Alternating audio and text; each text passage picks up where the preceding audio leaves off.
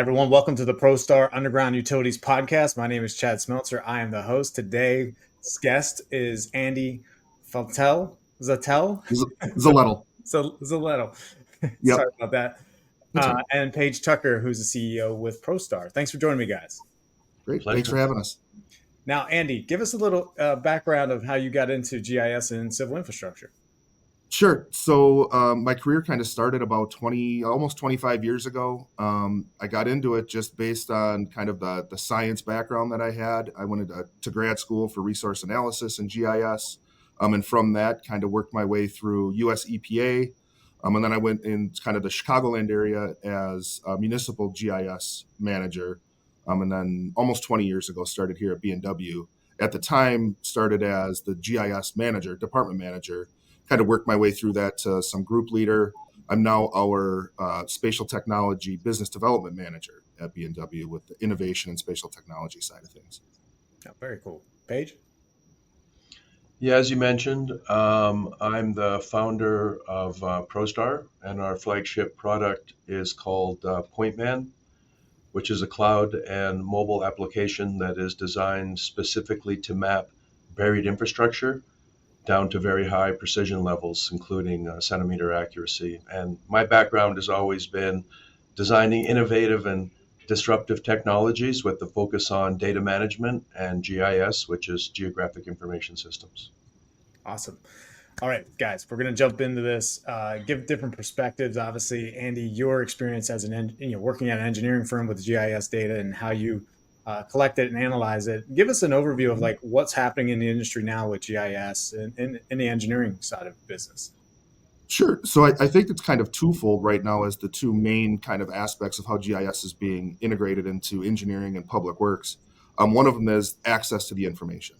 So with the GIS world, specifically with ESRI technology, it's allowing users to have a much easier access, both mobilely and in the office, and then also publicly. So I think that's kind of the focus is how do we get this information available, both for use in the field and then also available to the public for decision making and for assisting in some of those things. What we're seeing on the engineering side is everything from any of our construction-based projects to design. We're using GIS internally as well. So it's part of the engineers here at B&W's kind of daily operations. It's part of their SOP now in the collection of GIS data, whether it's using survey technology, GPS technology, or just daily reporting and things of those natures. It's that nature. It's all being done with GIS as kind of that back end. Nice. Paige, you're a little different. You're coming in from a perspective of like, we don't even know where some of these underground assets are, and helping like engineering firms find these assets is key to what you're trying to do. So what do you think is kind of going on in the engineering side of infrastructure right now? Well, the majority of our buried infrastructure in the United States and throughout the world isn't mapped, not to any level of accuracy. In most cases, because it was put in the ground between 50 to 100 years ago, well before we had any level of compliance, regulation, or oversight. There was really no concern of where this infrastructure was going into the ground. But even in the last 50 years, and I'm sure Andy would attest to this, is the fact that, in many cases, we're still using paper maps to map where they're being installed, which are called as-builts. So what we did is we designed a simple mobile application that can identify where these utilities are located underground down to the centimeter, which is basically survey grade, and then allow that information to go into a database, which is GIS, and make that information readily available to whoever needs it in real time. So basically what we're doing is we're putting the ability to locate where these utilities are buried below the ground into literally anybody's hands in a really easy to use solution. And then also put that into a GIS system that's easy to manage. In most cases, and Andy mentioned ESRI, which is the leader in providing GIS, but a lot of, for example, small municipalities, small construction companies, small engineering surveying firms, they don't use any type of GIS system. In some cases, they are a little complicated to manage, and to understand how to use them. And so what we did is created a really easy solution that's affordable so that anyone can have access to this technology. And GPS solutions, the locating devices, surveying equipment is all becoming a lot more affordable. And the goal is to put this into everyone's hands so that we know exactly where this infrastructure is, because it's a serious public and safety issue as well as an environmental issue, because every day we're hitting these utilities and pipelines during construction, and construction is only increasing. And as a result, when you hit a utility or pipeline, there can be some serious consequences. And as I mentioned, injury either to the worker, to the public. You could have serious environmental issues, but more importantly, it's also a cost issue because you have to shut the project down until you address the issue. Andy, you want to elaborate a little bit more on what he mentioned there? Yeah, actually, a lot of what was being brought up makes sense too, because we're seeing that too in the coordination. So I think even more on the, there's so much more construction going on, but there's so much more involved in that construction. So I think having an understanding of not only what you're working on, whether it's a water main or some drainage improvement, something along those lines, is knowing what else is around it.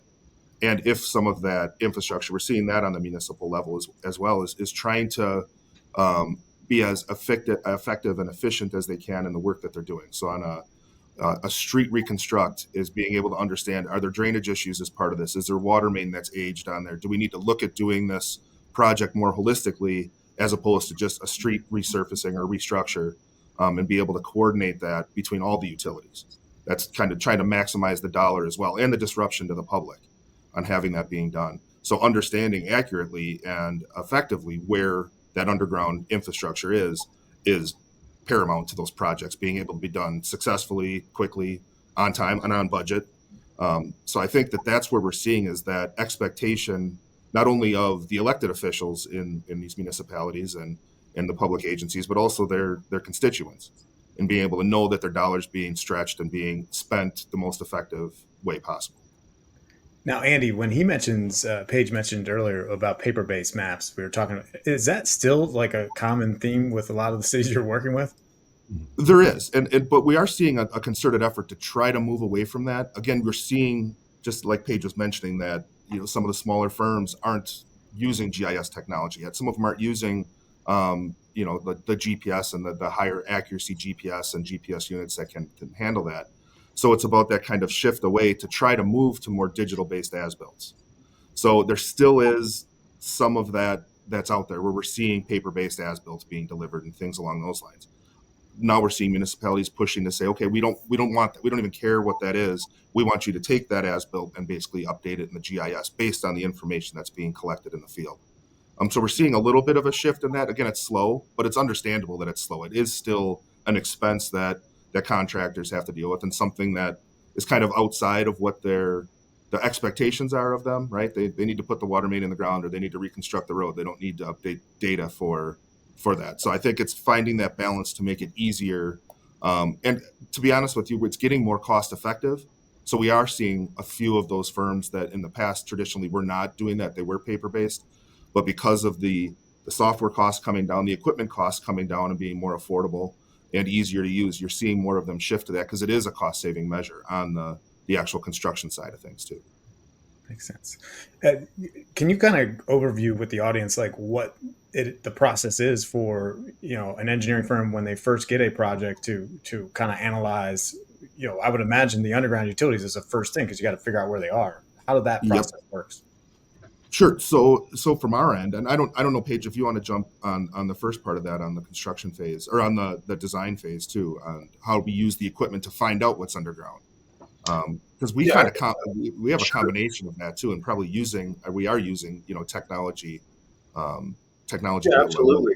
Yeah, we work with a lot of large infrastructure construction firms, and then they go through what's called the pre-design phase, where they have to understand what the impact is on the project, and understand where are all the utilities and pipelines buried. And so they have to gather information from different sources, which comes in different formats. And in some cases, there's gaps because there isn't any information. Number one, it's law that you have to call into the state one call center and have the locators come out and locate where the utilities and pipelines are located. But as you know, traditionally, they'll come out and locate and, put paint marks or flags on the ground, which doesn't have any level of accuracy or confidence level as far as the data that's being collected.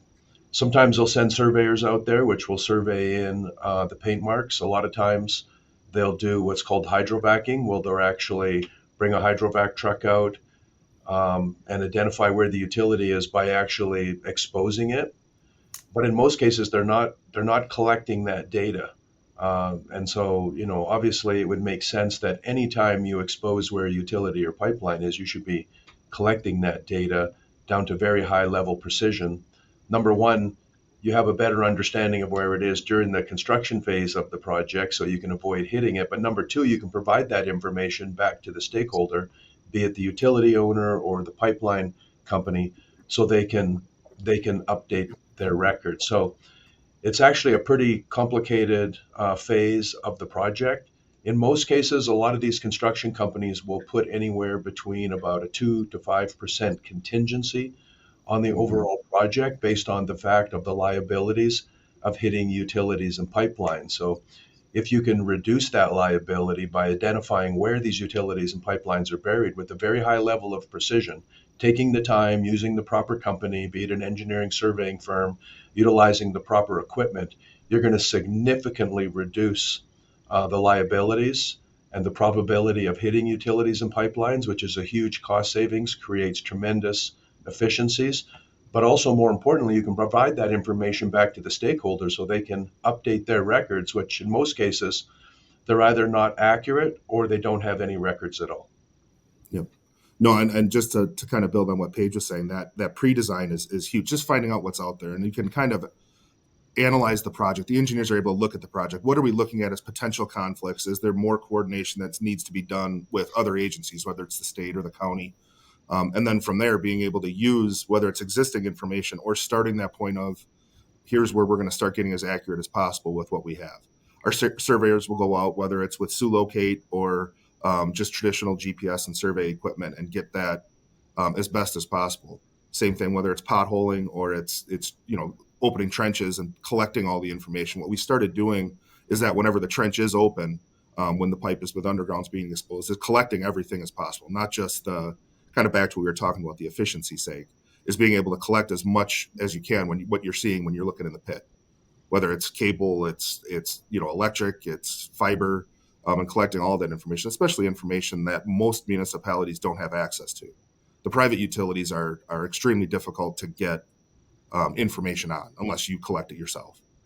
So I think that goes into that kind of pre-design, which then kind of moves over to the design phase, and that's where on the CAD level. So we have we do work closely. Our GIS software and our CAD software, all the CAD work that we do is very compatible. So the design phase will be done in CAD by our engineers, by our engineering staff, and then a lot of that gets moved over into GIS, or it's kind of a mirrored relationship. Those two are finally starting to play nicer together between GIS and CAD, whether it's AutoCAD or MicroStation, are playing much nicer together and not trying to do what the other one does, and working together, kind of collaborating at that end, which makes life a lot easier between engineers and GIS. What kind of cost is associated to this pre-design phase for you, Andy, when you go out?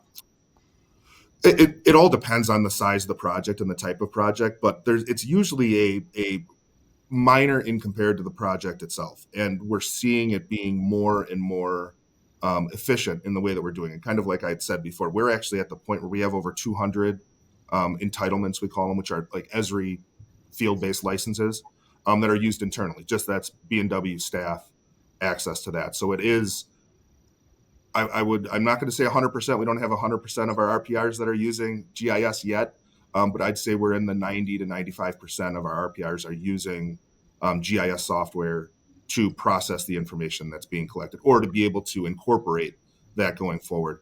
So I always hate trying to put a cost on it. I wish I had like a percentage of what overall project costs would be on pre-design.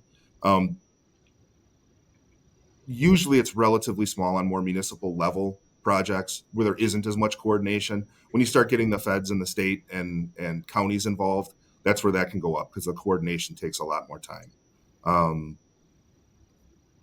Yeah, it's a couple of days of on-site time, usually, if we're talking about a couple of block stretch or 1,000 feet of water main.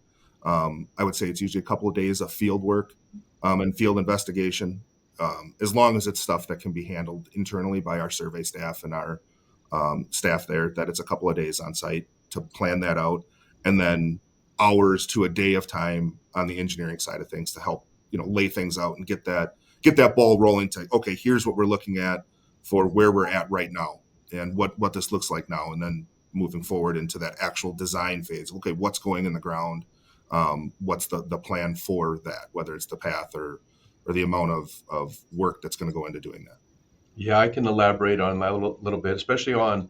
Please do. I just said rambling for a while, making Oh stuff. no, that's good. No, but on these larger, like you mentioned, on some of these, federal or state government projects, which can range from $3 to $6 billion. They can spend anywhere between 6 months to a year in the pre-design phase, and then designating and really trying to understand, where all this buried infrastructure is, because they recognize the impact that it can have on the project, on the overall costs and any type of delays, and as I mentioned, just the risk of hitting the infrastructure that's buried below the ground. I mean, you hit a major fiber optic trunk. There's some serious cost associated to that. Mhm. But even, you hit a pipeline, the environmentalists that, all of a sudden have to get involved in the impact that it can have, on the project, or high pressure gas line, which a lot of times can result in, an explosion. So when you're on these big projects, in some cases, there's thousands of utilities and pipelines that have to be located, and it can take a significant amount of time. I know we were on a project working with one of the largest infrastructure construction companies in the United States, and they said that on some of these projects they'll do 40 to 50,000 hydrovacs, which is the potholing. I mean, that is a significant expense on the project, but they have to do it because of the risk that's also exposed to them on these projects. Because in some cases, you're talking, as I mentioned, major utility lines that are buried below the ground that can stretch, across the country. Like in some cases, you've got lines running from New York to San Francisco. You hit one of those lines, and then all of a sudden, Wall Street or Nasdaq is down. There's a serious issue.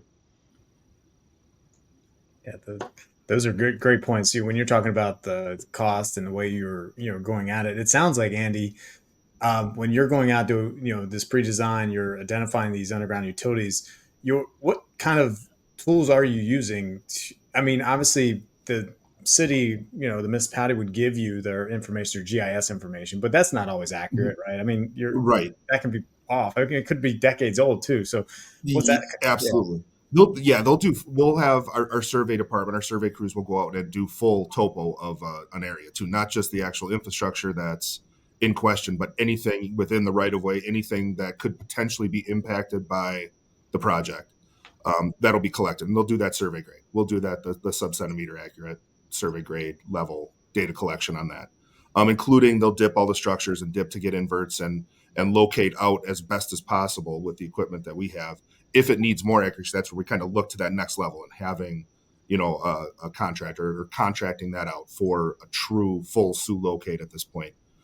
We are for smaller projects able to do those locates with equipment that we have to. We actually just started into the SU level of locates for water service lines and infrastructure like that.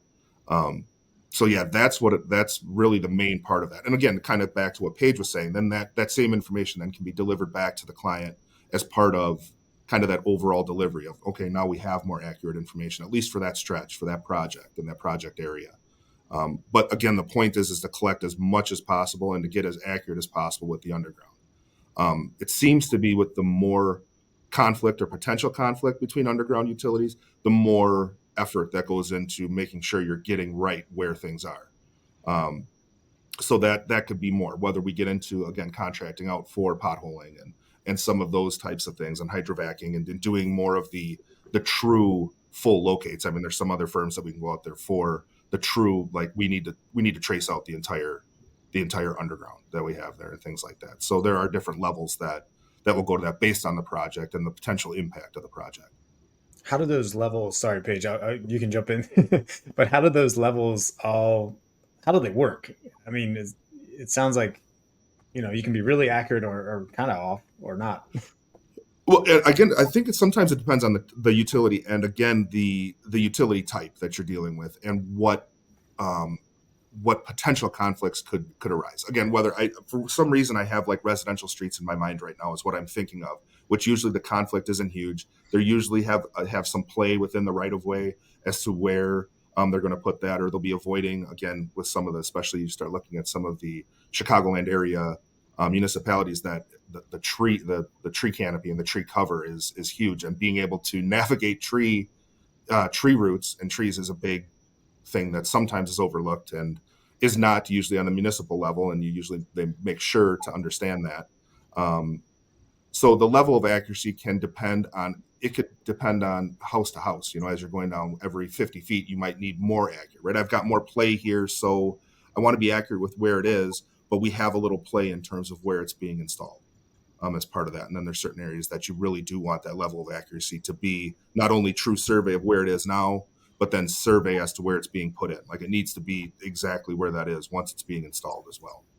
Yeah, and there's a couple, when you talk about survey grade, and you apply it to buried infrastructure, then you get into what we mentioned, which is SU, which is subsurface utility engineering. There's basically two levels they focus on: quality level A and quality level B. Quality level A means you've actually exposed the utility or pipeline, and a professional has visual on it, and then you collect the data down to survey grade. That's quality level A. Quality level B means that you used some type of device that can provide survey grade, but the infrastructure wasn't actually exposed. And so that's what we do. We design software that you can meet quality level A and quality level B, and you can collect the data. And then based on the data we're collecting, a professional, which is engineer or surveyor, can determine if it is actually either quality level A or quality level B. And they don't have to be out in the field. They can actually sit in their office, receive the data, and then determine the level of accuracy. So basically what we're doing is we're utilizing a lot of existing equipment. Say, for example, the utility locate devices that are used to locate where the utilities are buried, which in most cases you're putting a paint mark on the ground. We're actually capturing the data on the mobile device and providing the ability to capture that information to meet those quality level A and quality level B standards. Andy, how are you capturing that now? Similar. So we just did get, the quality level B, we don't do we contract out to do A level data collection, like that, whether it be actual field work on there. But B, we have started getting into with equipment that we're using to do the locates, the B level locates with that. And again, what we're doing is devising a method to basically, the paint marks on there, but actually where that locate is actually collecting that data point at the time that it's being located, as opposed to the error that can be introduced just by, okay, I find it, now I'm going to put a paint mark on the ground. There's still, you're losing accuracy just in that level, and then going back and shooting that paint mark. So we're looking at is the way to be able to find that location with the locator, with the locate device, the handheld locate device, and then have that shot taken once that point is located, I guess, for lack of a better term. What do you think about the paint marking? I think it's the same as on like a one call locate, when it's as accurate as the guy is that can throw the flag into the ground. I mean, you're still going to see that, and they don't claim to be more than that, right? When you're seeing whether it's a Julie call or any of the other ones, to be able to have accuracy beyond that 2.5 to 3 feet accuracy. So I think if you need something more than that, that's where you need to have professionals come in to be able to actually truly accurately locate that. Yeah, it's interesting. We're still using flagging and paint marking, in 2024 Yep. to track these. Oh, and there's some talent. There's some talent in the flag throw, in the ones that can hit the flags pretty quick as they're locating too. But yeah, Paige and I have had a couple of discussions about that, and with the 811, and then the Mhm. paint, and then I've always had that question, is like, okay, well, what happens if someone actually hits it and it was marked there? Whose fault is it? And it gets really sticky the way it sounds Mhm. when Yep. it comes to that. Yeah.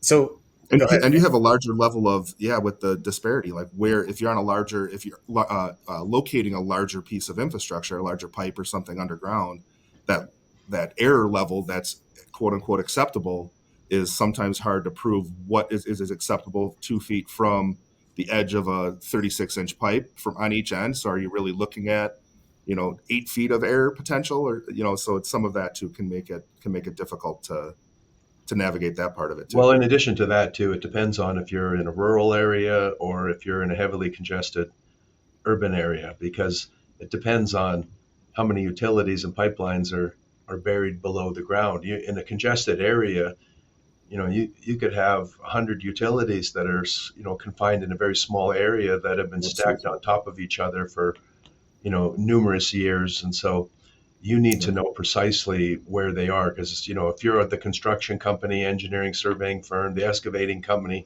you could be taking on a lot of risk and liability. So it's Mhm. important that you know with a very high level of precision, where Yep. those utilities and pipelines are buried. And as Andy mentioned, there's new innovative solutions that are being introduced. The hardware that historically has been very expensive is now coming down in price, and we're also starting to see adoption, by some early adopters, engineering, surveying firms, Mhm. the construction companies, even the locating companies, and through that adoption, that actually increases and accelerates the innovation as well.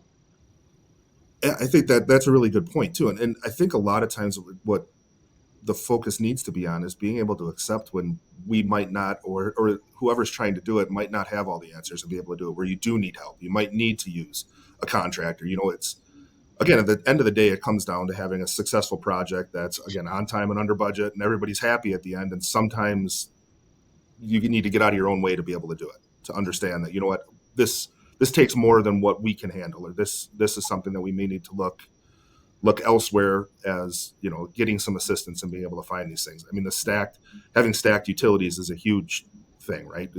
A Julie locate might be able to show you some, but when utilities are on top of each other, and the most important thing is the depth of them, being able to get an accurate depth is just as important as to knowing where horizontally something is as well.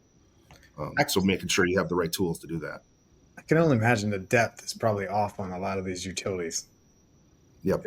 Yeah, and Oh, it's yeah. difficult. It's depending on where the read is coming from off the pipe. Like again, when you're looking at pipe size, it's that understanding. It's a 36-inch pipe, and if it's telling you where's it reading from, is a tracer wire on top, is something, how is that being shown, and what's beneath it, and what's above it, and how deep do we need to go for something is critical. Well, not only that, but a lot of information. It's when it comes to data management, and it's the old mantra: garbage in, garbage out, right? Yep. So a lot of the data that's in these systems of record, be it a CAD system or a GIS system, is either based on someone's own knowledge. We call it Bob. Like Bob knows where it is, and so if it's a gas line, it's supposed to be 6 feet in the ground. So we're going to put into the system of record that it's 6 feet in the ground because Mhm. that's where it's supposed to be. Or if it's based on as-built data that was then digitized and put into a GIS or CAD system, then you're relying on the information again from the as-builts, right? And that's going to be based on where it was supposed to be buried, the depth that it was supposed to be at. But how how it was supposed to be placed in the ground and how it was actually placed into the ground is always two different case scenarios, right? And also, Yep. utilities don't go into the ground perfectly straight, and they can also vary, as far as the depth. In some areas, it might be 5 feet. In some areas, it might be 4 feet. In some areas, it might be Yep. 6 feet. So, as Andy mentioned, when you actually go out there and locate where these utilities are actually located, the depth is also a very critical component to understanding exactly where they Yep. are located. Andy, how do you handle these urban areas where these utilities are just overlapping each other in an engineering side of things? Like, As best as possible, it's hopefully gathering as much information as you can, existing information, at least having an idea on piece apart the spaghetti that you're going to end up getting as part of that. But then some of it does just end up with coordination with, usually when we're in those, it's coordination with whatever body is managing that. Survey does have a lot to do with it. We're popping manhole lids. They're doing invert elevation collection as best as possible for the underground, and just trying to map out as best as possible where everything is. I think that's the starting point, and then at least having an idea of where everything is, I guess is a better way of putting that. And then from there, trying to get as accurate as possible as to, okay, how does it actually lay? How does it lay in terms of depth? How does it lay in terms of horizontally where it is, and how it interacts with the other infrastructure around it? But as much as possible, that's where sometimes that understanding what that kind of pre-design phase is and into the design, figuring where that is so variable in terms of the time it takes to be able to manage where things are and kind of at least get the picture of the precondition of a work zone or a project site. Paige, how, talking to Andy here and understanding, just my understanding of how you help and how you would help engineering firms, what does that look like? Just curious. Yeah, so we actually work with a large number of engineering surveying firms that focus on subsurface utility engineering. Basically, our goal is just to make their job easier and more efficient and more accurate. It's as simple as that. So, I mean, basically what we did is we designed a solution that works on a standard mobile device, and we're integrated into the various utility locate devices. So you've got the electromagnetic utility locating device, which for the average person, if they don't know what that is, you see the guys out there with the wands, that the majority of the time it'll locate where a utility or pipeline is. But the business practice today is to put a paint mark down or to place a flag.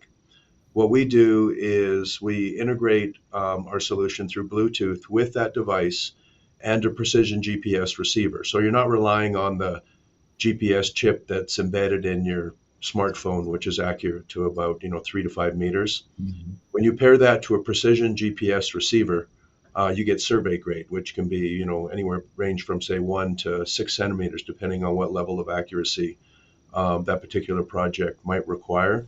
But we capture precisely where that utility or pipeline is buried into the ground, including the depth. And then we're capturing a large amount of attribute data from the locate device and from the GPS receiver that gives you the confidence level that when we say that's where that utility is placed in the ground, that's where it's placed in the ground. And then a professional, which would be someone from Andy's company, either an engineer or a surveyor, can actually sit in the office and watch this information come in real time, and then determine the quality level and if it actually is survey grade. So we're just putting technology into the hands of the engineer or the surveyor or just a utility data collector that permits them to capture this information a lot easier, a lot more efficiently, a lot more faster, and then utilize that information. It can be shared in real time to the stakeholder or whoever needs that information. And because we're capturing it and we work seamlessly with the major GIS and CAD systems, that information can then easily be consumed into their system of record so they can update their information. So, I mean, at the end of the day, we're utilizing existing equipment that's out there. We work with all the major manufacturers of the locate devices and the GPS receivers. We're just making the job easier, more efficient, faster, and more precise. It's pretty simple. Yeah.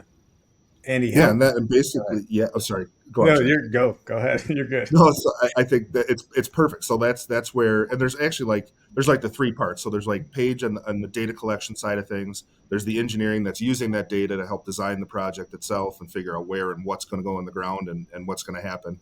And then our hope on the GIS end is to pull that CAD data, which is the combination of, again, what was out there, what's located, what Paige locates, what ProStar locates with their information, what the engineers say is going to go in the ground, and then what the construction actually puts in the ground.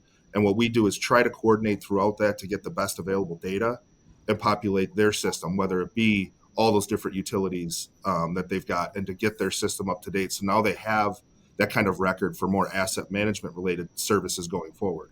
So now we know what's in the ground, where it is, when it was put in, and then how do we manage it going forward? Again, and using that accurate information, keeping that accuracy throughout, and then having that as kind of that overall system so they can get that network-based understanding of the infrastructure, and then being able to use that not only to manage what's going on when there's anything needs to happen to it, but also the maintenance and the update and the upkeep of that information, and being able to maintain that going forward. And again, that kind of stretching and maximizing the dollar kind of thing. And you want to look at that and have proof, right? There's now the systems that allow you to basically attach work orders to a main break or a hydrant, hydrant flushing and hydrant work that's being done, or a valve exercising, things along those lines, and be able to have that. Now you have tangible, here's the work that's done, here's how long it took, here's the cost that goes along with that as well.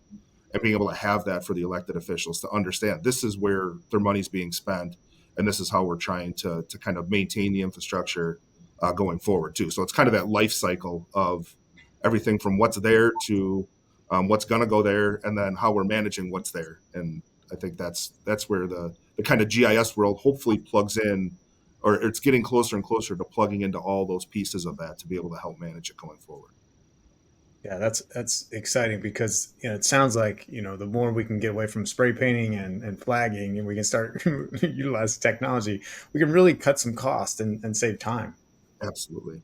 Yeah. Well, it's pretty simple, right? The better information you have, the better decisions that you can make. And historically, there's been a lack of good information. I mean, that's just the fact of the matter. Yeah, you got Bob. And it's a lack of like holistic information too, right? It's like I have a silo. I've got really good water system data, but my storm sewer, my storm infrastructure has been neglected forever.